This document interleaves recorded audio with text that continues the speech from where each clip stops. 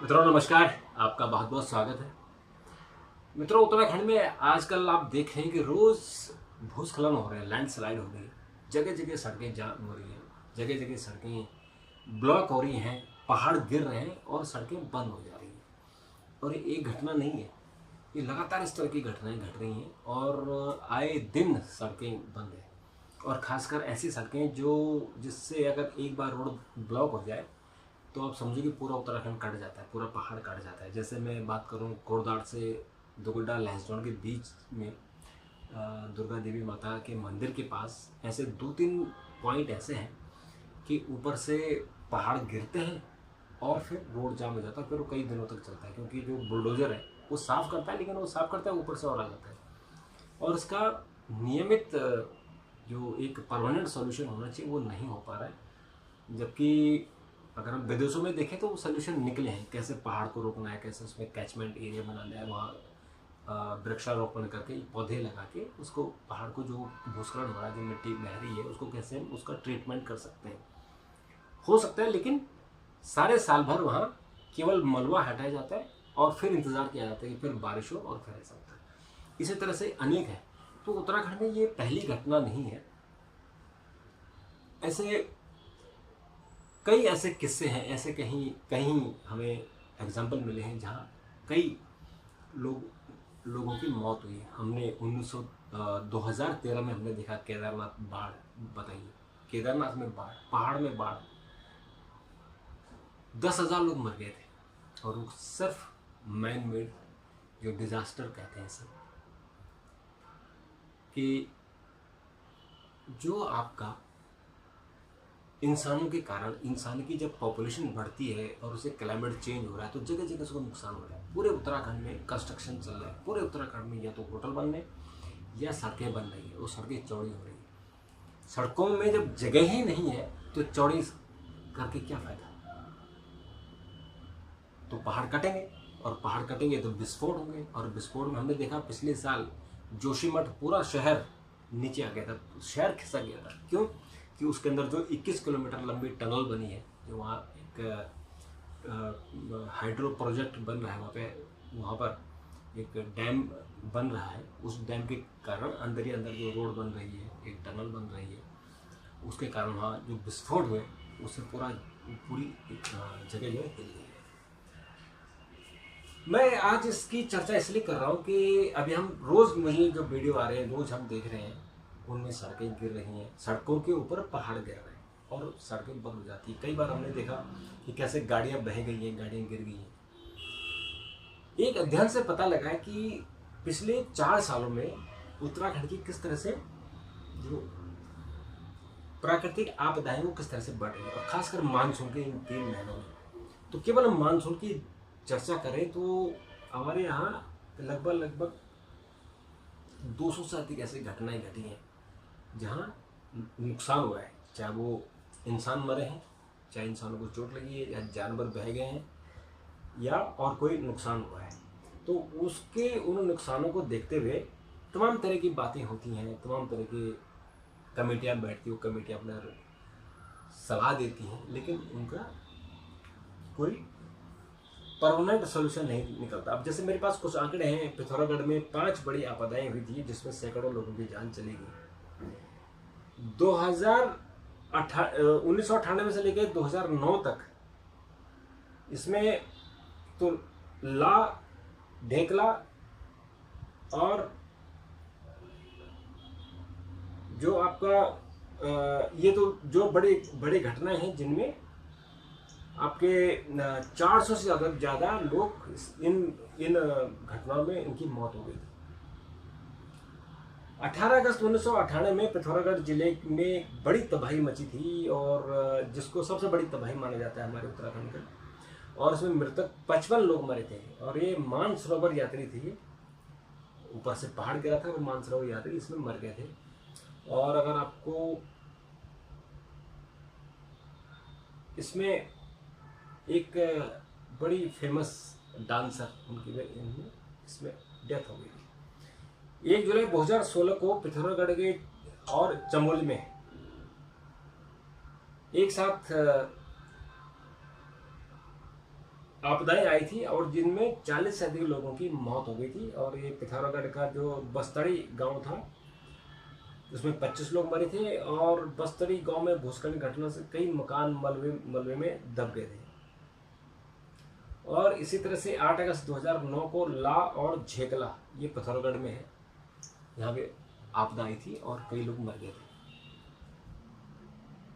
और जो हमारा लैंडस्लाइड, बाढ़ और बारिश और न्यूक्लियर आपदा, इनसे निपटने के लिए जो हमारा Uttarakhand state disaster relief fund है, उसने वाकई काम किया कि जब लोग तुरंत कहीं फंसते, बारिश होती है, कहीं बाढ़ आती, तो लोगों को निकालने का काम करते। लेकिन इतना अच्छा भी नहीं है कि हम ये कह सकें कि फुल प्रूफ है।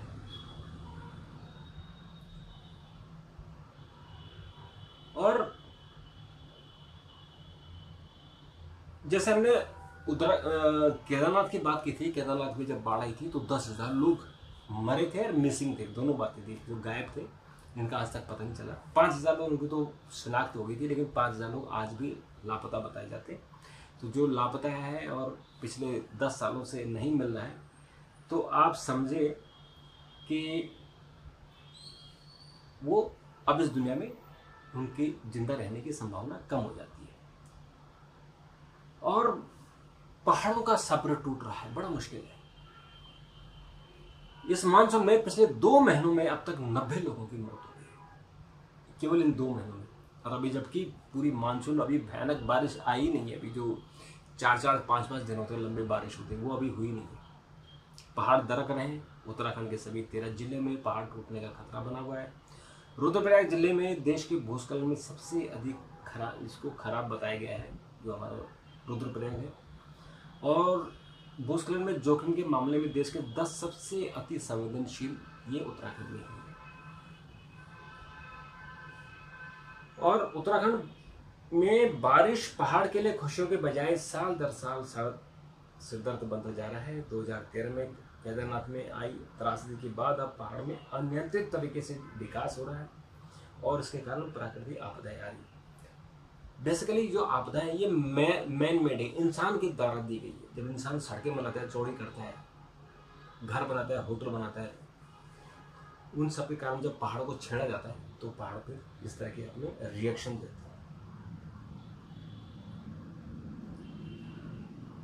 और जो भूस्खलन आधारित मानचित्र एक जारी किया गया जिसमें 13 जिलों में पहाड़ टूटने को खतरा बताया गया है और रुद्रप्रयाग जिला इसमें नंबर 1 पे रखा गया है। पिछले 2 महीनों में बारिश के कारण प्राकृतिक आपदाओं में 90 लोगों की मौत हुई है, जिसमें से 50 लोग घायल हुए हैं। इसके अलावा जो 90 लोग मरे हैं, उसके अलावा 50 लोग अलग से घायल हुए हैं। 16 लोग अब भी लापता हैं। इनमें से 80% से अधिक मौतें भूस्खलन के कारण हुई हैं। इस साल बारिश से प्रदेश में 1000 करोड़ से ज़्यादा का नुकसान हो चुका है। 15 जून से शुरू हुए मानसून के बाद अब तक सड़कों और पुलों को करीबन 54,000 करोड़ रुपए का नुकसान हो चुका है। और इस दौरान 3,100 सड़कें और 91 पुल क्षतिग्रस्त हुए हैं। अकेले पुलों को सुधारने के लिए 2,000 लाख करोड़ रुपए चाहिए। सचिव जो लोक निर्माण विभाग है, उनका कहना है कि करोड़ों रुपए चाहिए अगर हम केवल मरम्मती करते हैं इन पुलों की, जो पुल टूट गए हैं। और मौसम की जो मार है वाकई बड़ी खतरनाक मार है। और हम नैनीताल की बात करें तो 150 साल से बलिया नाला की पहाड़ दरक रही है ये। और पिछले बारिश में इसी पहाड़ी पर स्थित रईस होटल पूरा ढह गया था। और हरिनगर इलाके में रहने वाले 55 परिवारों को हर बारिश में अन्यत्र शिफ्ट करना पड़ता है। और इनके उपचार 620 करोड़ रुपए योजना है, वो भी कारगर नहीं हुई। चंपावत जो नैनीताल है, ये तो आपको बताया कि 55 परिवार उसमें सब बह गए थे। और चंपावत में पिछले 4 जुलाई से 17 दिनों में भारी मलबा आ गया है और 300 से अधिक श्रद्धालुओं को 3 दिन में निकाला गया है। पिथौरागढ़ में मैंने आपको उसकी चर्चा करी दी है। अभी तक 168 मकान क्षतिग्रस्त हो चुके हैं। नैनीताल में 65 मकान टूट चुके हैं। बागेश्वर में करीबन 300 पशुओं की मौत हुई है। 30 मकान पूर्ण तरह से क्षतिग्रस्त हैं। 13 मकान आंशिक रूप से क्षतिग्रस्त हैं। उधम सिंह नगर में तो आपको पता ही, वहाँ भयानक बाढ़ जैसी स्थिति, बाढ़ तो नहीं आती पर बाढ़ जैसी स्थिति होती है। तो वहाँ ऐसा कहा जाता है कि पिछले 15-20 वर्षों के बाद वहाँ बाढ़ और शहर में भारी जल भराव हो गया था और करीबन 6 मकानों में दरारें आई हैं। 409 लोग प्रभावित हुए हैं।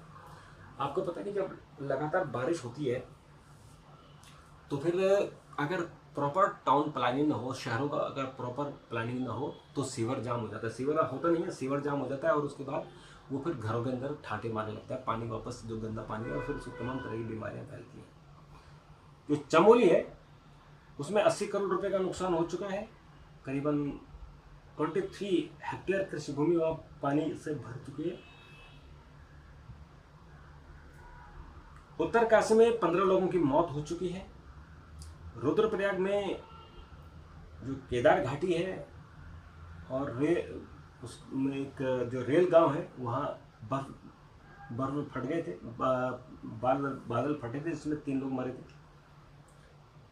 टिहरी में 16 गांव हैं और जो 455 परिवार हैं उनको जो बाढ़ग्रस्त एरिया है वहाँ से हटाया गया है, क्योंकि वहाँ लगातार बाढ़ आ रही है और भूस्खलन का ग्राफ बढ़ रहा है। इसलिए इसके लिए विकास जिम्मेदार है और विकास होना चाहिए, नहीं होना चाहिए, इस पर बड़ी बहस हो सकती है। डैम बन रहे हैं जगह जगह, तो डैम बनने से क्या होता है, इकोलॉजी तो खराब होती है, लेकिन जो पहाड़ का जो उसकी मजबूती है वो ढीली पड़ जाती है, क्योंकि ये हिमालय पहाड़ है। हिमालय पहाड़ सबसे कमज़ोर पहाड़ है, तो यहाँ आपदा आती रहती है, पहाड़ गिरते रहते हैं। तो यहाँ डैम बनने के कारण, सड़कें बनने के कारण, होटल बनने के कारण ज़्यादा नुकसान हो रहा है। और बेतरतीब निर्माण हो रहा है, तो छितरा और बेवजह का जो कंस्ट्रक्शन हो रहा है, जिसकी इच्छा है जहाँ वहीं होटल बना रहा है, ये बहुत चिंता कर रहा है। और शहरों की धारण क्षमता का अध्ययन किया जाना चाहिए, क्योंकि शहरों में जितना उसकी कैपेसिटी उससे ज़्यादा लोग रह रहे हैं और वहाँ जल भराव हो रहा है। तो उत्तराखंड सरकार में जो स्पेशल जो एक्सपर्ट लोग हैं वो अपनी बात रखेंगे, तो उनको अपनी बात रखने के लिए वो बताएंगे कि भाई ये जो आपदा है इसको कैसे रोका जाए, क्योंकि आपदा तो आप रोक नहीं सकते। मैन मेड जो आप कंस्ट्रक्शन कर रहे हैं उसका आप रोक सकते हैं, ताकि वहाँ लोगों को नुकसान ना हो।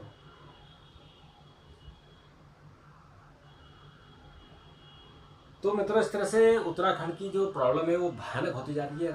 इस प्रॉब्लम को अगर कोई ठीक कर सकता है वो केवल इंसान है। क्यों? क्योंकि वो जो मारामारी मची हुई है कि पहाड़ में ज़मीन लेनी है, पहाड़ में घर बनाने, वो आज बहुत बड़ी चिंता का विषय बने हुए। तो मित्रों, अभी के लिए इतना। अगर आपके कोई सुझाव हो, कोई आपके कमेंट हो तो ज़रूर दीजिएगा। मैं इस पर फिर एक और वीडियो बनाने की कोशिश करूँगा। तब तक के लिए नमस्कार, थैंक यू, धन्यवाद।